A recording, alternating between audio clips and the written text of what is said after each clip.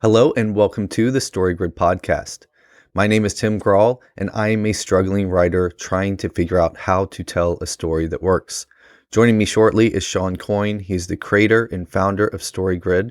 Along with him, we have Leslie Watts, StoryGrid Publishing's editor-in-chief, and we have Danielle Kiowski, the chief academic officer at StoryGrid University. This is the second in a three-part series where we're looking at the 5 commandments of storytelling. And we're looking at it specifically through the lens of the Ed McBain short story, Eyewitness. We've been doing the full 624 analysis for the past several weeks, and we're in the second week of looking at it through the 5 commandments. So let's go ahead and jump in and get started. Yeah, that's excellent. And I think that that's a really great bridge to go into the crisis too, because the crisis, and as Tim alluded to before, the crisis matrix is going to be an illumination of the exploration of the problem that Sam faces up until the point where the protagonist, who Sam is identified with, will need to make a decision based on the dilemma laid out in the crisis matrix. So the third commandment is the crisis. And coming out of the turning point, in the wake of the destruction of the initial strategy that the protagonist is using to deal with the inciting incident, the choice of what to do, it collapses down into a binary set of options. So the protagonist faces a choice between 2 options. And that's the crisis. So the crisis matrix that you were talking about, Tim, is looking at the 2 options and breaking down the stakes that the protagonist faces in each option along the Trinity planes of perception. So what are the on the surface stakes? What are the above the surface stakes? And what are the beyond the surface stakes? And looking at it in this way gives us a clear idea of the comprehensive view of the 2 options available to our protagonist at this point in time. It also echoes back up to Sam's problem so that it gives us a clear view of how the author is drawing these parallels between what Sam needs to figure out and what our protagonist needs to figure out. And it ties the Trinity planes together. So it ensures that your scene, or whatever unit of story you're evaluating with the 5 commandments, that it's operating on all of these 3 levels, because before we get to the crisis, the author needs to have made clear the stakes at all of these 3 levels. And that can only happen if the scene is firing on all of those cylinders. So to fill this out, the first thing to do is to determine what are the 2 choices that face our protagonist. So what are the 2 options that Struthers has in the wake of the lieutenant's entry into the room? To stay or to leave? Yes. And so what we can do too, so stay and go is a really clear archetypical crisis binary. That's something that we've talked about in the heroic journey as well, stay versus go, right? We can also look at what that means in terms of the pursuit of justice. So the way that we talked about that is if he goes, he keeps silent. And if he stays, he exposes the lieutenant. Because he can't stay and not talk. Like the stay and go as they're expressed in this story, it's really the choice between speaking up or keeping silent. Does that make sense?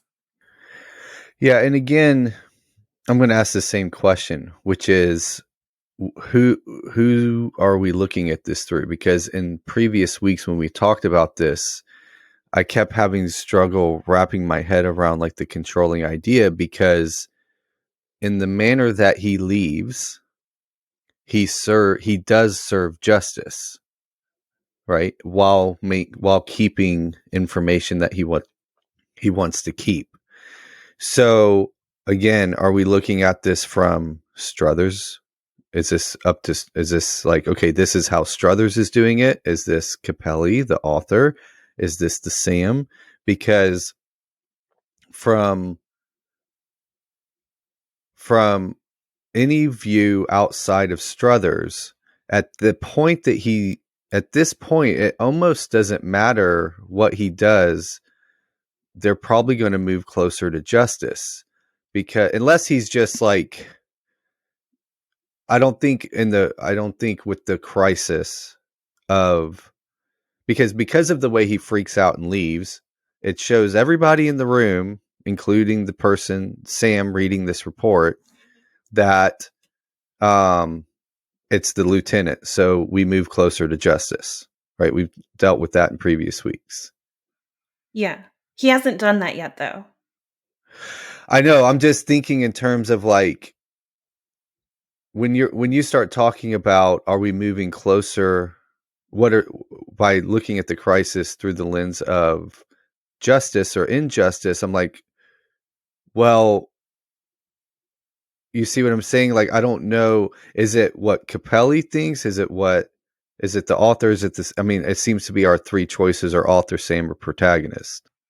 Okay, so we're not getting to the value change yet. So what I meant there is just that instead of like a generic stay or go, we can look at these choices in terms of how they are, like how can we express them verbally? What words can we choose to talk about these choices that are very specific to the situation?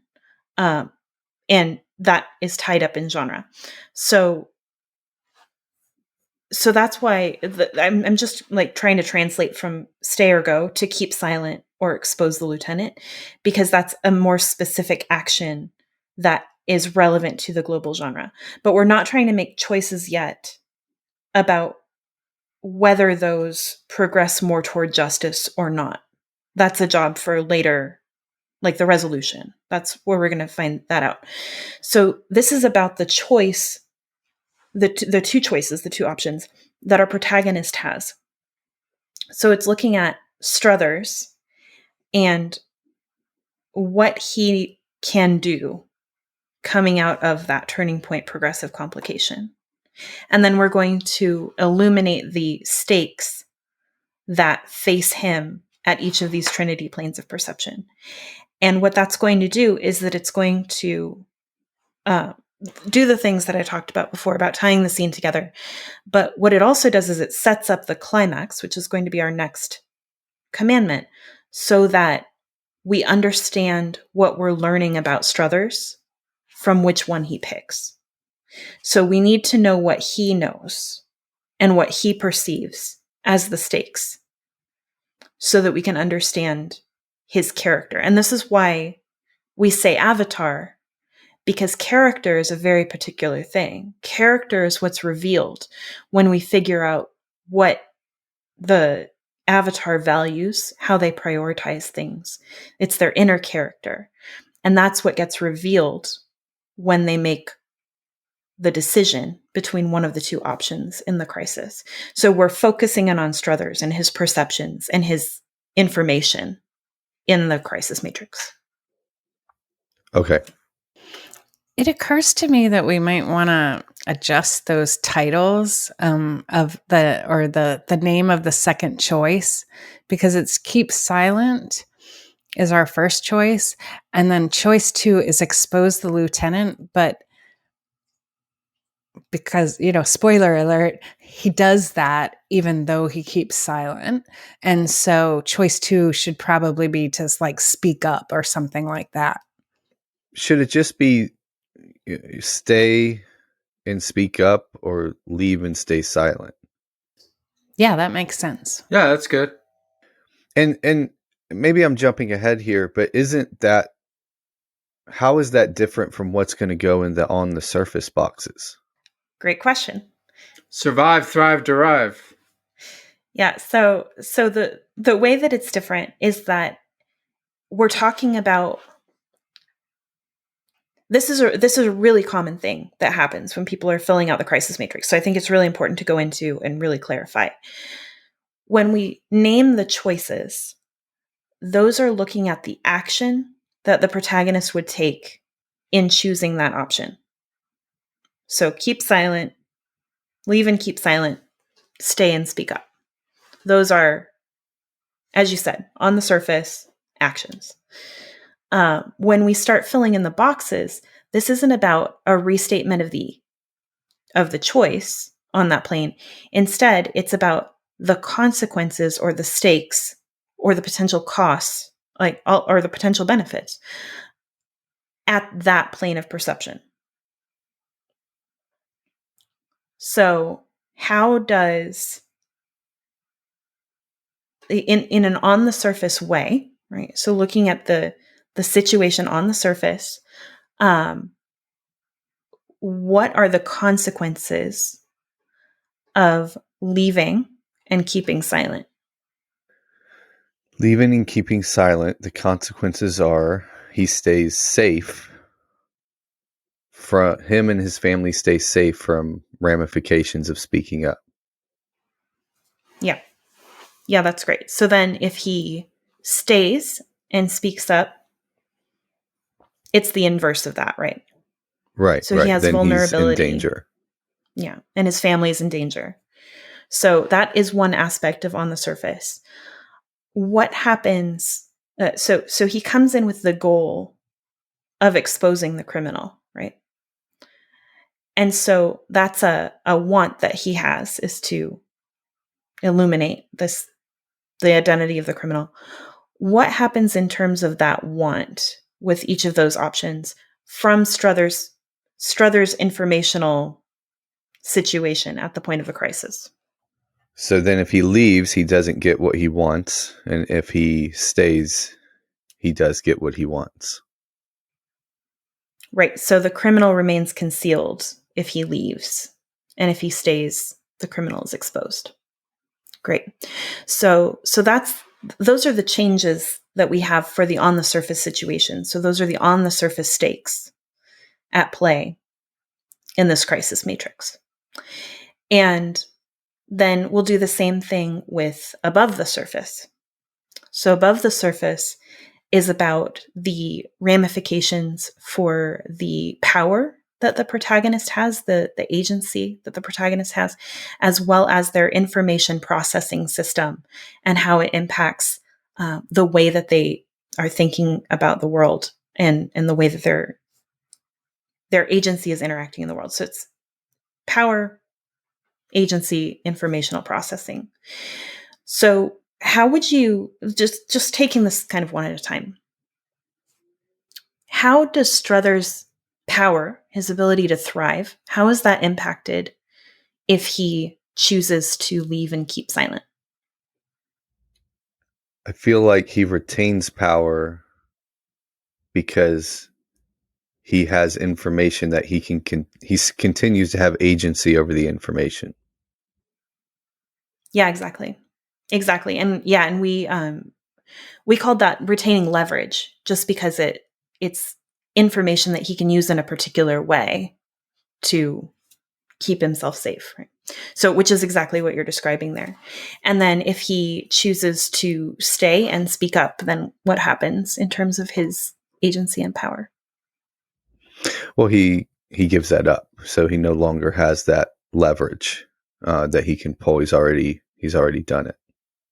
Right. Yeah. And I think that one is a little bit, it's worth looking at a little bit more closely, because I think that's one where it could be easy to look at that and say, well, he's claiming power by speaking up. But as you pointed out, he's passing that responsibility to the next person to decide what to do with it. So he gives up his agency over that by speaking up. So even though he's enacting his agency, he doesn't have control over that information anymore. The person hearing it does. So I think that's it's what you said is absolutely right. And I just want to zoom in on that a little bit to make it clear, for anyone following along at home. So then for the informational processing. So what we can look at here is that the protagonist comes in with an idea of their own identity, with a stable internal concept of who they are, what they're here to do. And that's also tied up with a goal state, with their pursuit of a goal state. So all of these concepts work together to form this internal landscape that we can look at it as a frame, as a worldview. These are the way that the protagonist sees the world and wants to keep stable. So it's very threatening for us as humans when we come into contact with things or when we do things that threaten the stability of how we see the world and how we see ourselves. It's very painful. So this is another level of stakes where we can look at which option preserves stability and which one threatens stability, creates instability and insecurity. So do you have an idea of which option would do which of those things for Struthers? I feel like leaving would retain his stability. That would get him closer to living in a world where he knows what's going to happen next.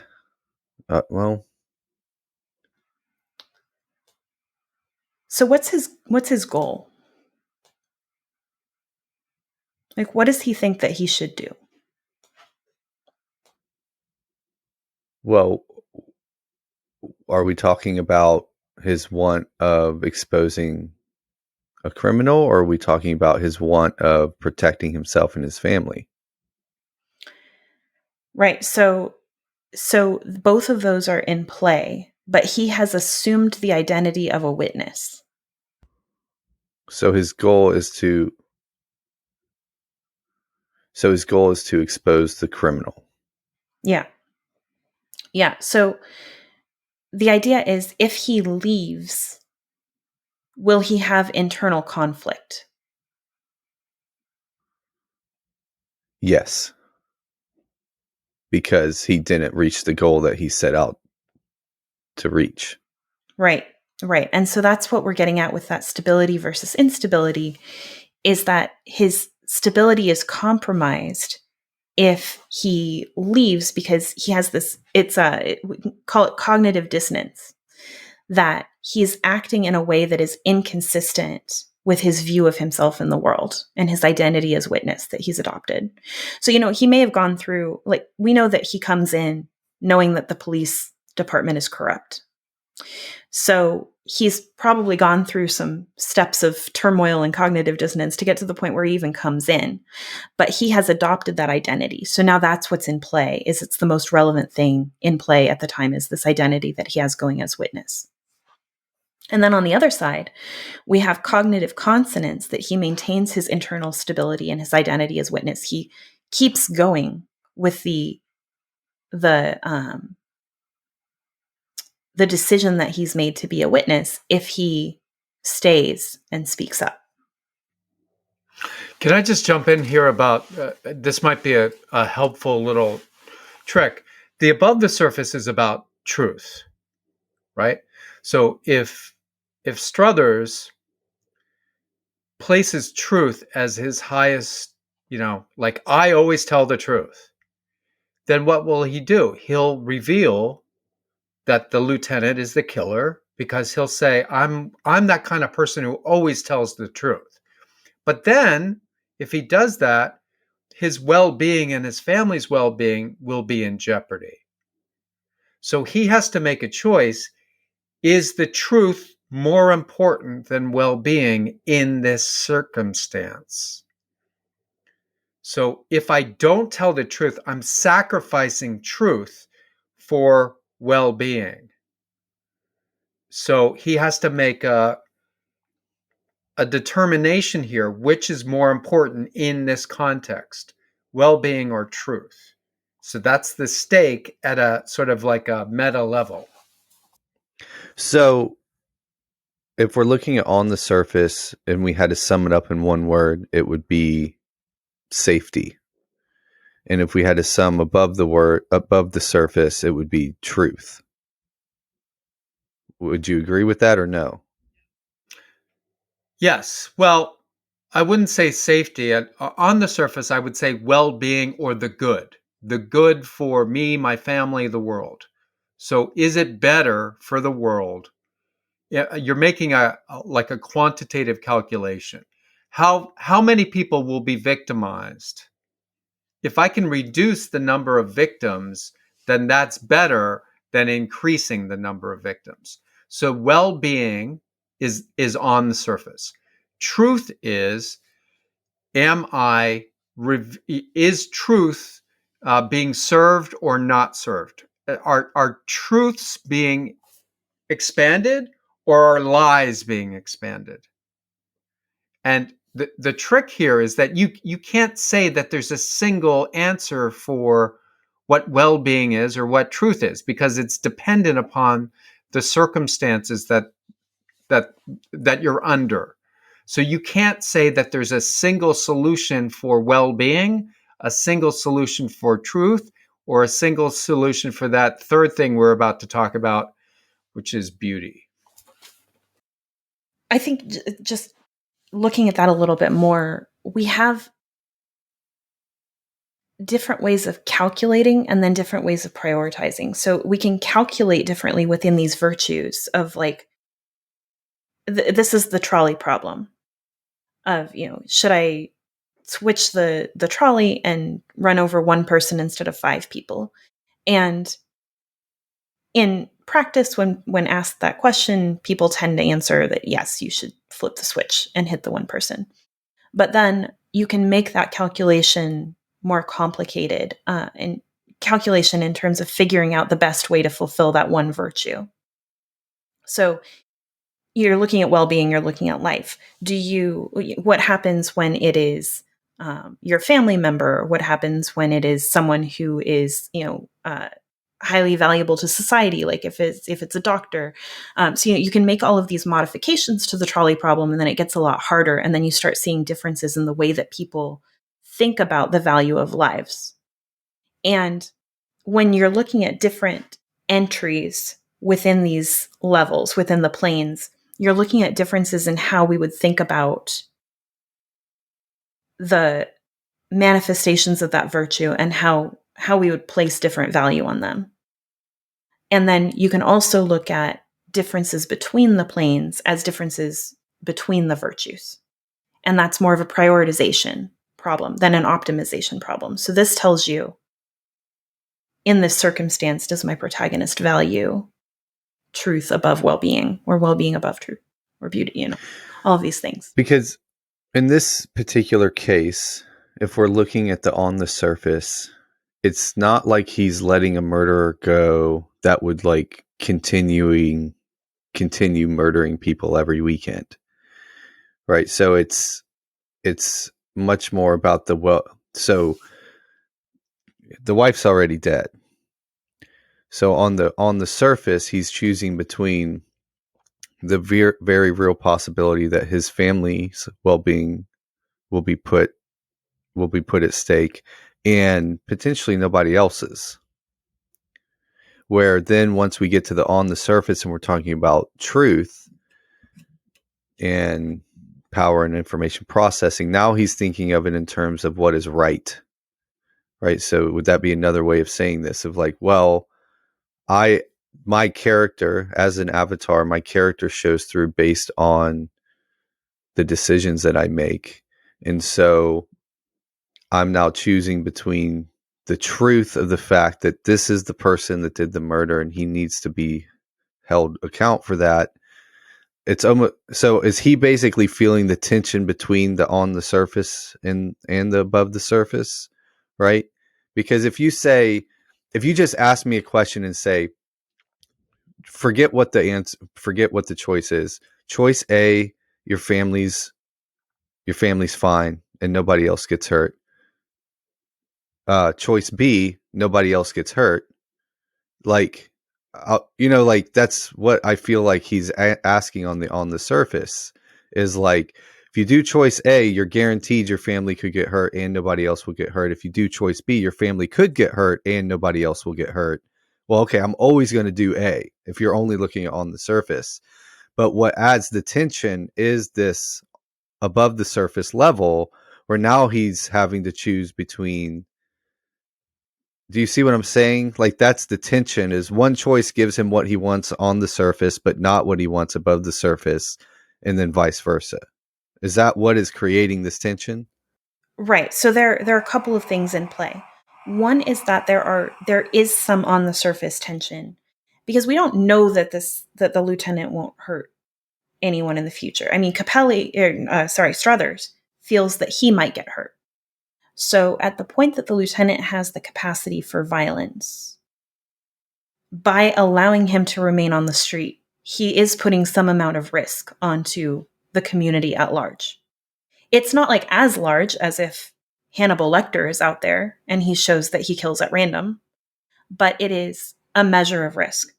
And so when we looked at on the surface, we had two levels going on. So we have safety versus vulnerability and danger to his family, one level. And then we have criminal remains concealed versus criminals exposed. And that's another level of well-being. So that would encapsulate the danger to the society as a whole that's out there. So this is what I mean. Like, this is a trolley problem of which of these dangers do I place more value on? So that's a level of tension within the on the surface. But then when we go down to above the surface, then we are getting those prioritization tensions added in as well. And so we're not looking at them when we're doing the above the surface, like when we're filling in that level of the crisis matrix, but in making the decision going forward into the climax, that's what our protagonist will be weighing, is both the optimization within the level and then the prioritization of comparing the levels. But when we're filling in the above the surface and the beyond the surface, we want to stay purely within those planes. So we talked a little bit about above the surface already. So retaining leverage versus being disempowered, having internal stability compromised versus maintaining internal stability. That's cognitive dissonance versus cognitive consonance. And then we have one more concept to talk about in above the surface, which is the idea of responsibility, which is a similar concept to power and agency, but it's different. It's kind of the flip side of it. So what does Struthers have responsibility for by virtue of the inciting incident? He has responsibility for knowing. Well, I feel like the responsibility is the knowing who committed the murder. That he carries like the burden of that information, and he Correct. has responsibility for helping it come to light.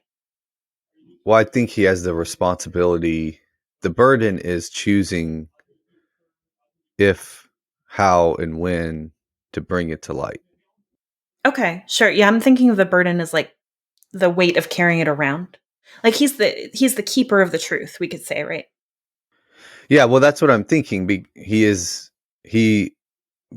like, it's like reading somebody's diary. You now have knowledge that you have to choose to act on, that you're not, it's now a burden to know this, right? Yeah. Yeah, absolutely. So how does that responsibility, how does that change with each of the two options that we've looked at, or not change? What's the state of the responsibility after each of these two choices? If he leaves, he keeps that burden of responsibility goes with him. If he stays and tells, then he relieves himself of that burden. Great. And so that wraps up our above the surface plane. Okay. So we can move into beyond the surface. And here we're going to talk about more universal patterns. We're going to talk about connection versus isolation. And we're going to talk about the values at play here. We're going to talk about generally just these bigger concepts. And the first thing that we'll talk about in Beyond the Surface is collective cultural grammar. And so these are the patterns at play in the society. These are norms, laws, and codes that people in the society subscribe to, but we're looking at the primary ones that are at play, these primary patterns of expected behavior that are at play in the story. So, what's the expectation of someone who is in Struthers' position, someone who has witnessed a crime? What does the society expect him to do? Report the crime. To tell what he knows. Exactly. And so, right, so that's perfect. So we've identified the collective cultural grammar in play is that if you witness a crime, you reveal the truth. And we can look at beyond the surface stakes in terms of when does he differentiate from that collective cultural grammar and when does he conform to it? So how would you classify that? Well, if he leaves, he differentiates, and if he stays, he conforms. Yeah, absolutely. And we're talking about the collective cultural grammar inside of this particular story. Correct? So some other story might have a different collective cultural grammar around these types of things. Exactly. Right. So, like in if we use like a cliche, in jail, stitches get snitches. So if you see something, you keep your fucking mouth shut. Right. So that would be a different collective culture or grammar, right? Exactly. Okay. Right. And so it's the collective cultural grammar that informs the primary connections at play in the story. So here, we're exploring the interaction between Struthers and Capelli, and that relationship is founded on this collective cultural grammar of telling the truth when you witness something. Whereas, like in the prison scenario, the collective cultural grammar between the prisoners is that you don't say anything. But I'm thinking about you could have something taking place in a prison where the primary relationship is between, say, a prisoner and a warden, where you're still operating under this collective cultural grammar of revelation. Like I'm thinking of Brooklyn Nine-Nine, when he goes into the prison and he's like working out a deal with the warden. And so then the collective cultural grammar in play, because that's the primary connection, is one of revelation. So we can then, but yeah, we have the same differentiation and conformity for that collective cultural grammar based on those options. And another level to look at beyond the surface is in terms of that core relationship. So we have the relationship with Capelli as the core one at play in this story. Which option would break down his relationship with Capelli and which one would build it up? If he leaves, it'll break it down. If he stays, it'll build it up. Exactly. So this is playing on the universal patterns of connection and isolation that we want to build up connections and create an enabling fabric of relationships between different nodes. And so that's why this is important beyond the surface, is that we strive for that connection and try to avoid isolation. And then the final one that we have is playing back to the controlling idea, how we talked about this in the scene event synthesis episode, is that let me just read this out. What we have is that there's a greater probability of justice when discretion is the better part of valor. And so when we have discretion is the better part of valor, we want to talk about that idea of valor and talk about what the trade-off is there between valor as discretion and valor as something else. So when we were evaluating that, what we're looking at are like different ways to differentiate and shine through valor. Right? So he picks this valor through silence option, and then what happens in terms of valor and in terms of his own recognition if he stays and speaks up? Well, again, I feel like when I'm looking at that controlling idea, we're looking at it from a different vantage where if we go all the way back to the pop, or the what we were calling at the time the what if scenario, it's like, okay, we have this wizened old detective who pulls out this report and gives it, and what he's trying to teach Sam is that valor can show up in lots of different ways, and in this particular way, valor shows up as discretion. But I don't think that's the same thing happening for Struthers. That's a different thing happening for Struthers. Struthers is not leaving and keeping discretion for this greater good of valor. He's doing it for the opposite reason of valor. Well, I think of valor as like bravery and courage, like when I hear valor. So maybe I don't have a good definition of that word in my head. But to me, he's giving up valor to leave. And he would, if he stayed, he would side on the side of valor. Because we seem to be looking at it only through Struthers. Yeah, I'm thinking of it in terms of like when you talked about what's right, I see this as where what's right comes out. So he's operating under this concept of valor, like sticking up for his family through being silent. That like that this is what he's operating under this expression of what is most valuable. Can I jump in about courage here? All right. So, is it more courageous to tell the truth and relieve your responsibility if there's collateral damage and your family could get hurt?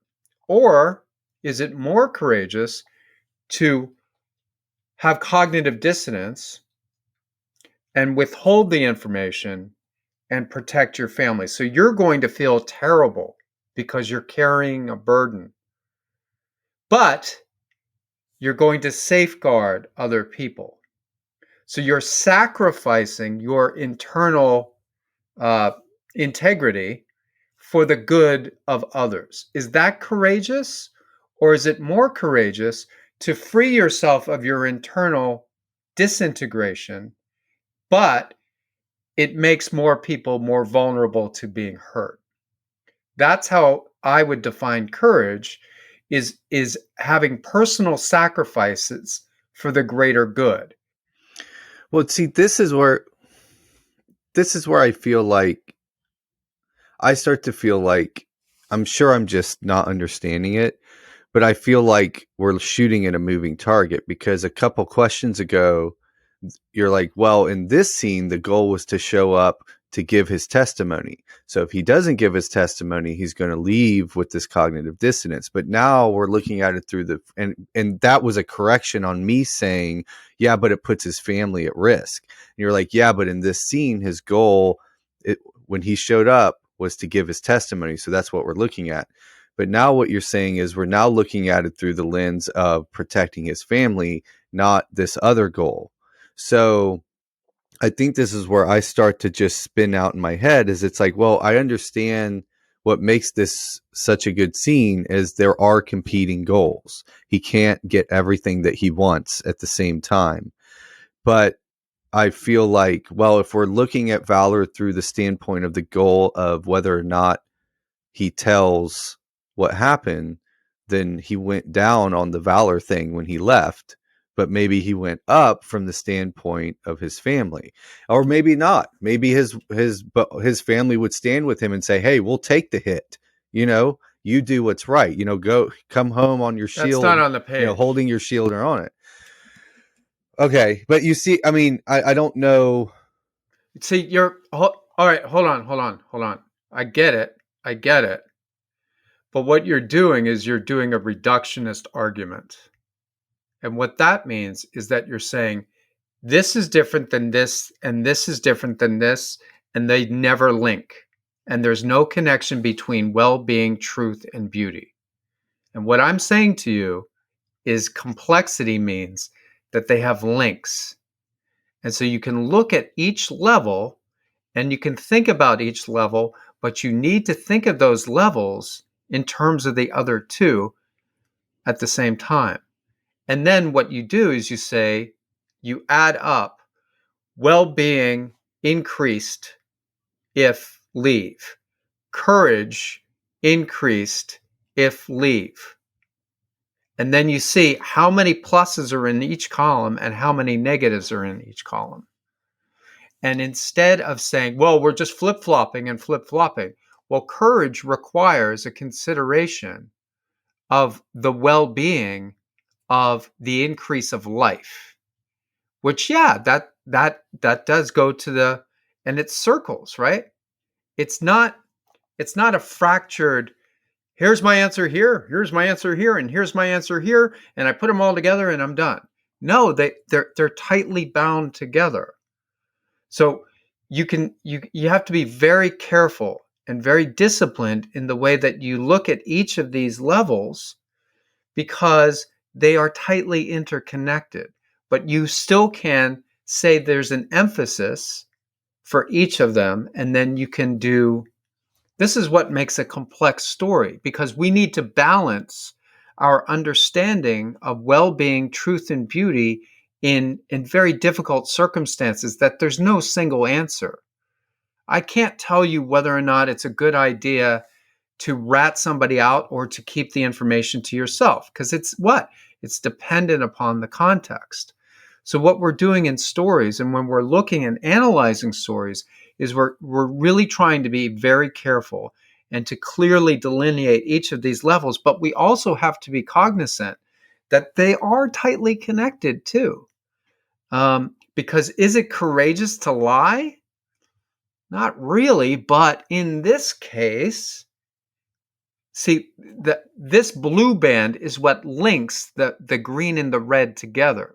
So that's why it gets a little bit tricky, because will you withstand, is it better to withstand the disintegration of your agency and your mind if you can trade that for well-being of other people? Well, what word would we call that? That would be courageous, because you're carrying a burden so that other people don't have to. So I understand the frustration, and it's probably because we've been doing this for quite some time. And when you're really putting a lot of directed attention at this very specific, at these specific questions, it can get mind trippy. But I don't believe that you can just say we can't consider well-being and truth when we're talking about beauty. And beauty is, one of its manifestations is a courageous act that increases the cultivation of life and truth and beauty itself. So would you say, so here's what I'm hearing is, okay, we're going to look at on the surface, and that's the well-being, and then we're going to look at the truth level, and then the blue is this kind of standing back and looking at all of everything at one time. And so that's why you're telling me, well, now we're looking at all of it. yes, we're trying to put the pieces together into some greater than their parts. And that's what Struthers does. And that's why the controlling idea of this story is discretion is the better part of valor sometimes, because that means he's more courageous by keeping his mouth shut, because what he's doing is he's sacrificing his internal integrity for a larger good. And he's sacrificing, he's not telling a lie, but he's not revealing the truth. So he has to manage which is more important, my reputation as a truth teller and a proper member of society. So is it okay if my friends call me a jerk for not ratting out? Can I handle that pressure? Have I made the right decision, weighing all the factors? And I believe he came down on the right side of that equation. And so does Capelli.